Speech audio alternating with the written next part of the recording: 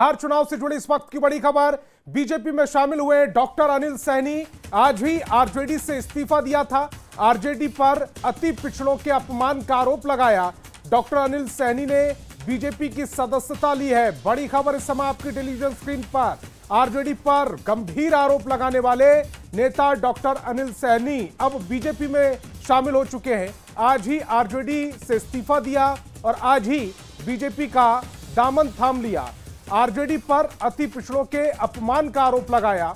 Doctor Anil Saini BJP की सदस्यता ले चुके हैं। तो बड़ी खबर इस समय आप अपनी टेलीविजन स्क्रीन पर देख पा रहे हैं। बिहार में आरजेडी को एक के बाद एक झटके लग रहे हैं और अब यह बड़ा झटका बीजेपी में शामिल हुए डॉक्टर अनिल सैनी आज ही आरजेडी से इस्तीफा दिया और आज ही बीजेपी का दामन थाम लिया।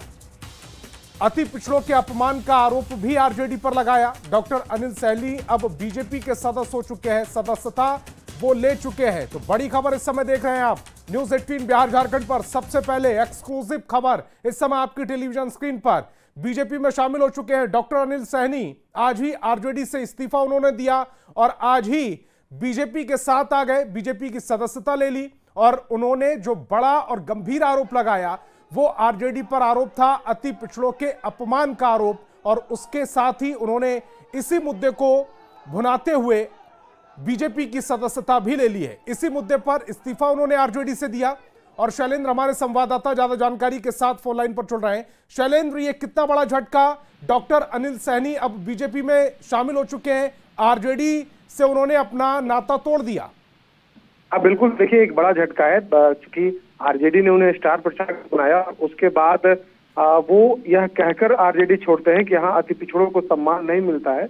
और देखिए किस तरीके से भव्य स्वागत बीजेपी में किया गया। और बीजेपी के जो बड़े नेता हैं धर्मेंद्र प्रधान, उन्होंने अनिल सैनी को भाजपा में की सदस्यता दिलाई है। तो जाहिर सी बात है कि बीजेपी एक मैसेज देने की भी कोशिश खास करके सैनी समाज और जो अति पिछड़ा समाज है उसको देने की कोशिश अनिल सैनी के द्वारा बीजेपी के द्वारा किया जा रहा है। और जो आरोप उन्होंने लगाए हैं आरजेडी पर वो काफी गंभीर आरोप है। इस्तीफा भी उन्होंने यही कह करके दिया है कि आरजेडी में अति पिछड़ों का सम्मान नहीं है।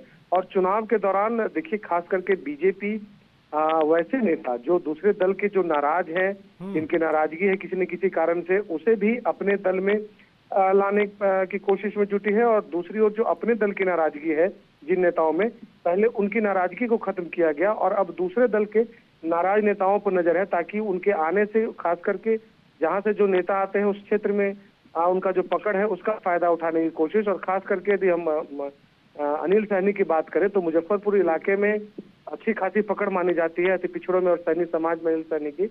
और एक बड़ा झटका आरजेडी के लिए है ये। शैलेंद्र, एक तरफ मुकेश सैनी नाराज चल रहे हैं और अभी भी जो सीटों को लेकर माथापच्ची महागठबंधन में चली रही है, मुकेश सैनी ज्यादा सहज भी नजर नहीं आए हैं। और जब से उनको महागठबंधन ने 15 सीटें दी हैं तो खुलकर वो मीडिया के सामने भी नहीं आए।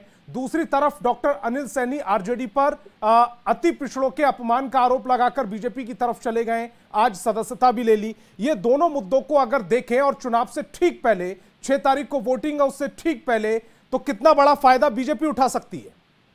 बिल्कुल जाहिर सी बात है कि बड़ा फायदा बीजेपी को होगा। स्टार प्रचारक और वो राज्यसभा के सांसद रह चुके हैं, विधायक रह चुके हैं, उनकी सदस्यता समाप्त हुई थी और उसके बाद अभी वो बीजेपी में आए हैं। तो जाहिर सी बात है कि उस इलाके में जो उनका खास करके अपने समाज सैनी समाज की बात करने तो सैनी समाज की संख्या उस इलाके में अच्छी खासी मानी जाती है।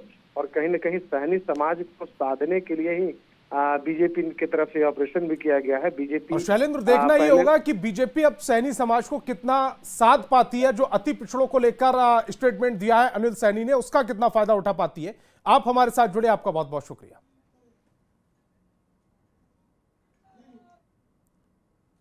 और आगे देखिए।